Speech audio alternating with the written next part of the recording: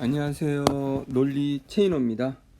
자, 오늘의 영상은 독서, 시간 잡고 정답도 잡다. 구평 대비법입니다. 오늘 영상을 잘 보시고 이 방법을 실행해 본다면 기존에 여러분이 하던 방법보다 더 좋은 효과를 가져올 것이라고 믿습니다. 한번 꼭 따라해 보시기 바랍니다.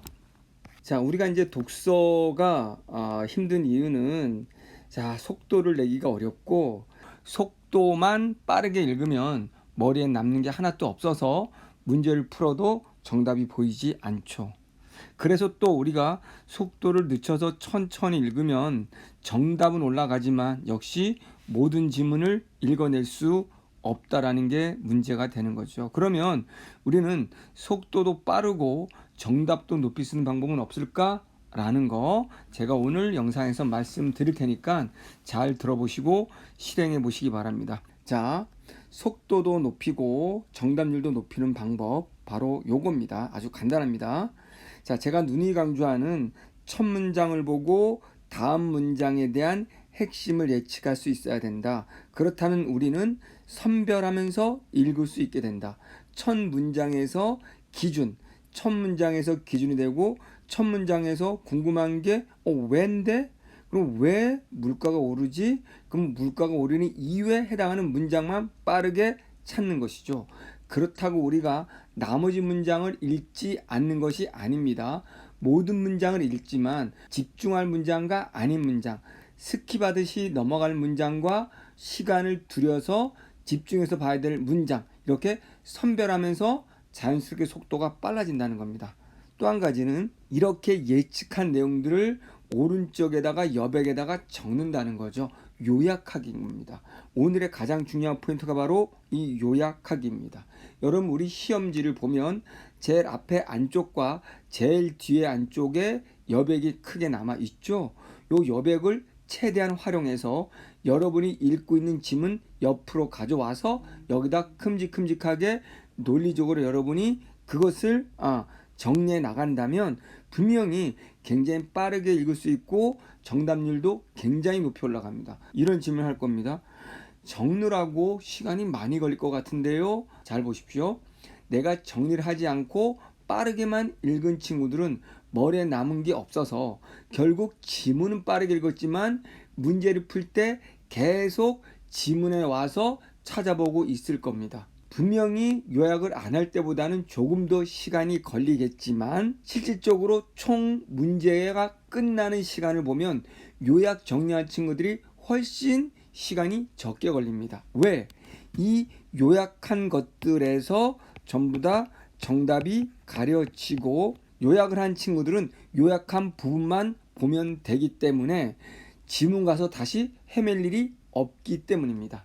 요약이 제가 과학적으로 입증됐다고 했죠. 1%의 상위의 부자들은요, 언제나 자기가 하고 싶은 것들, 자기가 할 이야기들 또는 자기가 꾸려갈 사업들을 미리 메모하고 정리하고 시각화를 합니다. 그 시각화를 했을 때 전체 사업 구조가 보이고 그걸 토대로 무엇을 해야 될지 디테일한 것들을 추론해낼 수 있다라고 합니다. 그럼으로써 손으로 직접 썼을 때 그것이 우리의 무의식으로 들어가서 더 선명하게 자각되어서 진짜 그것을 우리 지식으로 만든다는 것이 입증이 되었습니다. 실제 아주 쉽게 예를 든다면요, 요약하지 않고 글을 읽었던 친구들은 빠르게 읽었지만 머리에 남은 게 아무것도 없습니다. 산발되어 휘발되어 날아가 버렸습니다. 그런데 요즘 수능 지문이 좋은 건 논리적으로 문제가 출제되기 때문에 여러분들이 한 문장 한 문장에 의미를 묻는 문제는 없습니다. 그러니 모든 문장을 이해하려고 매달리고 하물며 전체 중요한 부분들을 요약을 안 했을 경우에는 서로 다른 성격의 글 같은 것들을 서로 연결하고 비교하고 서로 같은 범주에서의 차이와 공통점, 이런 것들을 찾아내는 문제가 대다수이기 때문에 여러분이 정리 안 했을 때는 그것들이 시각화되지 않음으로써 정리, 비교 포인트가 명확하게 들어오지 않습니다. 그렇기 때문에 시간이 오래 걸리고 읽었어도 남는 게 없는 겁니다. 아직도 여러분이 정확하게 읽어가면서 여러분들이 정리를 안 하고 있다면 9월뿐만 아니라 수능에서도 좋은 점수를 맞기는 어려울 겁니다. 그래서 이제 글을 예측하면 시각화해서 앞단락의 핵심 문장을 적었으면 이 앞단락의 핵심 문장을 통해서 적은 걸 통해서 뒷단락에 나올 내용까지 예측이 가능해지는 거죠. 글쓰기 논리라는 것은 그냥 글이 쓰여지는 것이 아니라 앞부분에서 이런 말을 했으면 뒷부분엔 반드시 이런 내용이 나와야 되는 게 논리적 글쓰기입니다. 예를 들어서 두 개를 비교하는데 과학에서 진리 접근 방법이 귀납법이다 라고 제가 정리를 했어요. 그러면 다음에 예술이 나올 단락이지만 뭘 정리하면 됩니까? 안 봐도 이 글은 예술이 진리 접근하는 방법 나올 것이고 앞에 귀납 말했으면 여기 연역이 되는 거죠. 그럼 벌써 요약한 걸 통해서 다음에 핵심이 뭔지를 예측할 수 있기 때문에 요약을 한다는 건 오히려 글을 빠르게 읽도록 도와주는 겁니다. 그래서 빠른 독해가 가능해지고요. 동시에 앞에서 과학의 접근 방법이 진리 접근 방법이 귀납이었어. 근데 예술은 연역이야. 그러면 시험 문제 두 개를 비교할 문제가 나오겠네. 그러면 선택지에서도 핵심은 연역과 귀납이네. 라고 문제 예측까지 가능해지는 겁니다. 그렇기 때문에 오늘의 가장 핵심 포인트, 시간이 걸릴지는 모르겠지만 요약을 하라. 자, 그럼 이제 요약 방법을 보겠습니다. 요약 방법 중에서 가나 인문형 결합형 또는 결합형이 아니어도 서론을 봤더니 비교 안에 두 개 화제 비교 또는 하나의 어떤 화제에 대해서 대립적인 관점을 갖고 있네. 그럼 서로 비판할 때 이럴 때는 우리가 요약해야 되는 부분이 뭐냐면 바로 두 개의 서로 공통되는 부분이 뭐지? 차이점은 분명히 상대적인 차이겠네 라는 것을 정리하는 거죠. 예를 든다면 가에서 과학이라고 얘기합시다. 과학의 진리 방법이 귀납이었네? 그럼 나는 읽을 때도 머릿속에 내가 요약할 때는 예술이지만 진리 접근 방법을 찾을 거야. 근데 앞에서 귀납이라고 했으니 난 연역을 찾을 거야. 귀납과 연역 상대적이었네? 차이점, 상대적인 차이점, 이런 것들 요약 정리하는 게 중요하다는 거죠. 경제, 과학, 기술 어려워하는 친구들 있죠? 어려워하지 마시고 경제과학의 지식을 전혀 몰라도 용어를 전혀 몰라도 그런 지식이나 용어를 묻는 시험이 아니기 때문에 용어들은 다 부연 설명하게 되어 있습니다.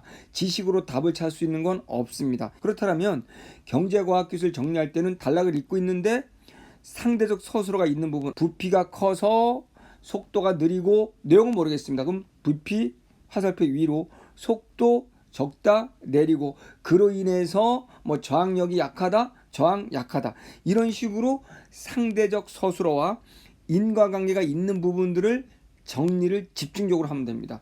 경제도 똑같죠. 수출이 늘었더니 화살표 위로, 환율이 내려갔네. 환율이 뭔데? 몰라. 내려간 것이 더 중요한 것이죠. 그랬더니 경상수지가 악화됐네. 경상수지가 뭔데? 몰라. 그냥 내려갔네가 더 중요하다는 거죠. 지식에 매달리지 마시고 그게 무슨 말인지 매달리지 마시고 일단은 모른다는 전제하에 과학, 기술, 경제는 상대적 서술어와 인과관계를 정리하면서 읽으면 시험 문제는 요 상대적 서술어가 부피가 크다고 했는데 작다라고 내거나 또는 부피 때문에 속도가 느렸는데 속도 때문에 부피가 느리다는 인과관계를 바꿔 놓는 요게 과학기술 경제지문 출제하는 핵심 포인트입니다. 그렇기 때문에 우리는 역으로 그것들을 잘 이용해서 상대 서술어와 인과관계만 잘 정리한다면 우리는 무난하게 문제를 풀어갈 수 있고 겁먹을 필요가 없다는 것이죠.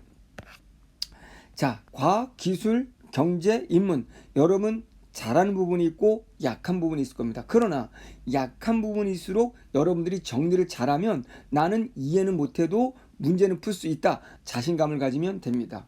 자, 이 수능은 80분 시험 문제지 800분이 아닙니다. 한 문장 한 문장 매달리면 800분이 되고요.